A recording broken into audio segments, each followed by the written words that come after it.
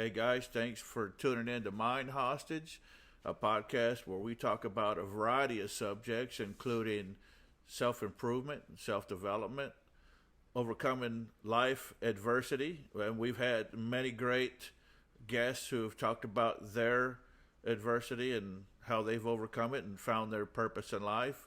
We talk about PTSD in the public safety arena, meaning the police, fire, and EMS primarily, but also those members of our military or people who have just experienced some traumatic events in life and are having a hard time with those attachments. In our new series that's coming out in a couple of weeks, titled Journey to the Other Side, it follows suit with the subject of the book that I'm working on that studies near-death experience and the afterlife, where folks have been clinically dead, gone to the other side, to the spirit, to the afterlife, and have come back and talked about it. So you guys aren't going to want to miss this. It's pretty amazing. Today I'm going to talk about the ego. I've talked about this before in previous episodes, but it's a very major issue that we have to deal with on a daily basis, and oftentimes we don't recognize that what we're dealing with inside is part of the ego. So I want to talk about a few examples of what our ego. Typically, when we talk about ego, and you say, hey, this guy has an ego, it's because you recognize in them that they're treating you in some way where they think they're better than you, or they carry themselves in such a way that it is rather annoying and demonstrates the fact that they elevate themselves maybe above you, maybe their status or social, status or financial status or whatever. But the ego is really much more than that. And as a matter of fact, when we respond to other people and we recognize that they're carrying themselves a certain way and we respond emotionally to that, that's part of our ego. And so I want to give you guys an analogy that I use that is going to kind of set this up. And it's going to require you guys to use a little visualization, okay?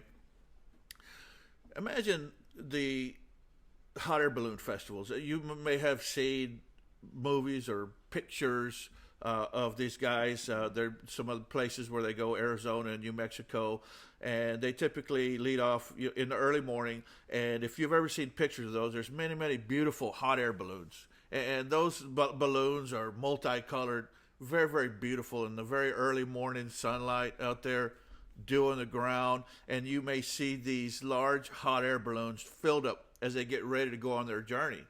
And these hot air balloons, while they're filled up and ready with all the potential to be able to go on their journey and to be released so that they can follow the wind, whatever these guys do. I'm not getting in one. But the point is these balloons are tethered to the ground, usually on four corners. They have a basket, and in that basket, I'm sure they have some supplies, some things to help them navigate. They've got, the burner and the fuel that they use to create the hot air that causes these things to rise. But these balloons are full of hot air and ready to go on their journey. And when they're ready to go, they simply they cast off whatever sandbags or additional weight that they have so they can gain altitude. They have to cut their tethers, drop their ropes, or haul them in, whatever is required for these things to go on their journey. Until they do that, though, these things are just full of the air and they're full of the potential to be able to elevate, but they can't because they're tied down. And so this is a real good analogy about us as people, as humans, and as souls, because we are all individually full of the potential to be able to elevate ourselves, both spiritually and as a human, for self-development, to increase our knowledge in any particular subject, to increase your spirituality, and to be able to grow to higher levels. The problem is that we each are all tethered down, just like these hot air balloons. And so you may ask yourself, well, what in the world is a tether for us that's keeping us from our own personal growth? And I have to tell you that these tethers that we are personally bound with are the things like the ego, the fears of the future, uh, unforgiveness, anger, jealousy, greed, all these things, these attachments that we have, no matter how much money you have, no matter how much potential you have, no matter what job opportunities you have, no matter how smart you may be, nothing can prepare you for your journey and allow you to ascend on that journey, to increase your knowledge, to use it successfully, to tap into the spirit, to grow spiritually, until you are able to address these attachments. The ego is one of those major attachments, but these other things like the angers and the jealousies and the doubts and fears are all part of that. And you're thinking, why, how can these things be attached to the ego? Well, let me explain it. So from the time we're born into this world, as a child, we are starting to be programmed. So we are programmed in a way that we're told by adults what we can and can't do. We're taught our limitations, right? Because our parents fear for our safety. They limit you in the things that you do because they may be unsafe. Maybe your parents had their own limitations, and so they're fearful. They think that you can only live within the confines of their limitations, so they restrict you.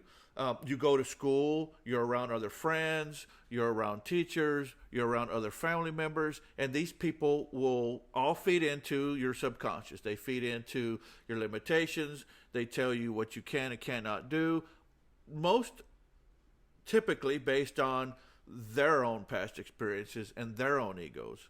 And so the programming begins. You will do some things along the way that you may fail, which goes right into our ego. It goes into our programming. Because we failed at something, we hit the top and we limit ourselves, and oftentimes never try to journey beyond that or attempt to go beyond that again, because it was uncomfortable. Everything that we do with regard to how we see ourselves are tied to our ego. How we want to be seen, the things we want to do when we grow up, who we want to be, oftentimes are based on self-confidence issues. So let's just say that I grow up and I want to be, or I fit into the culture of, let's just say, tough guy, motorcycle club culture. And so what do? I go out and I buy a motorcycle. I get a bunch of tattoos. I get some motorcycle clothing and vests and all those things.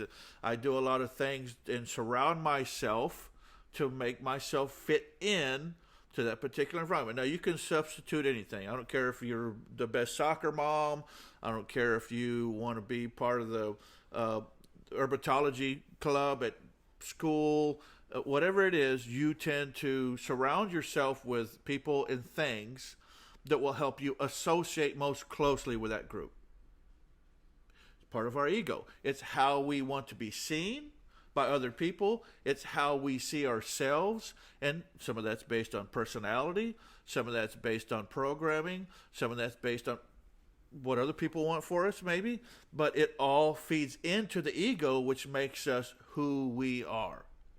So when I say the word ego, it's not a bad thing necessarily. It is who you are based on a multitude of factors. Okay, so understanding the ego and how important the ego and how big it is important because you have to understand yourself first before you can start to grow. So the understanding of ourselves and why we are the way we are is the first step in growth. So in self-improvement, before you know what you need to study or do to become a better person, maybe to become a more knowledgeable person, you have to know where you lack knowledge. I have to know what to study. If I want to do a particular job, I have to take certain classes and I have to learn. Sometimes I have to do an apprenticeship so that I can gain the knowledge necessary to acquire that job. in self-improvement, I have to know my weaknesses first. So one of the very most important steps is to be able to identify those weaknesses or those needs within ourselves. The ego is one of them. I'll give you another example. Let's say that I'm having a discussion with someone and they disagree with my opinion. And they say something untoward to me that causes a reaction, right? Because nobody likes to be disrespected or talked to in a certain way, or someone to blatantly disagree with you. And so I have an emotional response, right? I'm offended in some way because they said something. Maybe it was the way they said it. Maybe it was what they said. Maybe it was just a look on their face. It could be anything. I got an emotional response out of that. And now we have a conflict. So the thing to ask yourself is, was it what they said that was the issue? Or was it how we received that? Because either way, he responded or they responded in a certain way because of their ego, and I responded based on the emotional response I had to what they said, which is my ego, right? You offended something maybe that affected how I see myself. Maybe it affected how I felt about the knowledge that I had, that I felt my knowledge was superior than theirs. And so now we have both an emotional response associated with our ego. So my response to what happens around me is based on my ego that is tied to everything in my life leading up to this point. So the ego drives virtually everything that we do. How we see ourselves, the fears that we have because of failure, which keeps most people stagnant, right? How we respond to things. And you probably work with some of these people. I do, and I have. Maybe somebody who wants to elevate themselves at work. And based on their experience and their personality, they do that in a way, and maybe in a passive-aggressive way, where they step over other people. Maybe they take credit for things that they didn't do, or they want to make sure that people know that they are responsible for maybe an idea or something. They want to make sure that they're in the spotlight and recognized for that. Maybe some people will create a little island for themselves at work where they won't share certain information because the need to protect themselves in their job, or what they perceive as a safe zone, right? If other people don't know how to do my job, I make myself more valuable. And what they don't realize is that is all 100% about their lack of self-confidence, and it's about their ego. And here we go through life, bumping into people and having an emotional response based on everything that we have around us, based on the people that we deal with and the circumstances.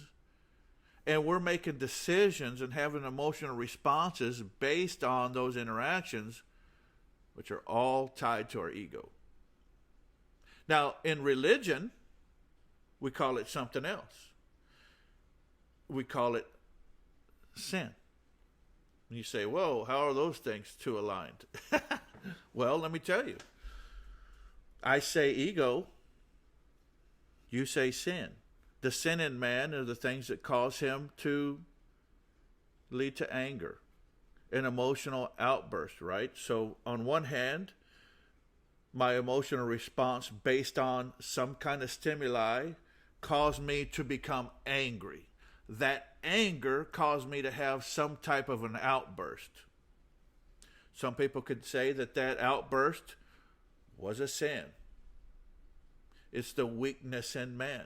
And it is a weakness, no matter what you call it. Whether you call it a sin in man or whether you call it part of the ego, either way, it's part of who we are. Either way, you have to recognize it so you can deal with it.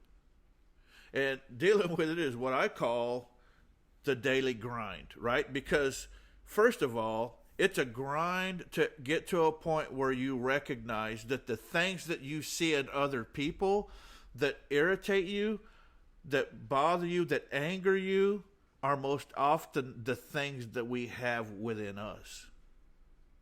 And there's many people who believe, and I can't say that they're wrong, that what you see in other people that you don't like are the things that are within us that we don't like. And if you'll stop for just a little bit and take a close look at yourself and put your ego to the side and evaluate yourself and your weaknesses, you may agree.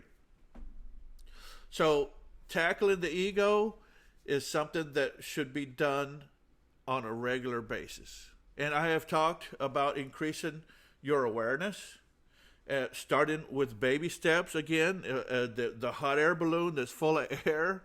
Before you can take off on any type of a journey of self-improvement, you first have to go and address these attachments. The ego being one of the attachments. Many of the other things, again, being symptoms of the ego. You have to become aware of your own thoughts, feelings, and actions that are tied to our ego. Guys, I want to talk about this more in the future, so please tune in, because the ego can be our greatest asset, but it can be our biggest enemy. And think about the name of the podcast, Mind Hostage. We are our own worst enemies. I talk to a lot of people about self-improvement and these kind of things, and they tend to glaze over. Sometimes because their ego response is, they don't need to hear this, I'm good, right? Some, they look, I'm a mess, my life is a mess, I'm comfortable, I don't want to put in the work, just leave me alone, right? Others, they know they need the help, they're looking, but when it comes to doing the daily grind, they opt out. It's too much work, it's too hard. But if you want to improve yourself, you have to recognize your ego and you have to address it on a routine basis. Thank you guys for tuning in. Again, we're going to talk about this again in another episode, but please tune in for the new series, Journey to the Other Side. Thanks, guys, and have a great day.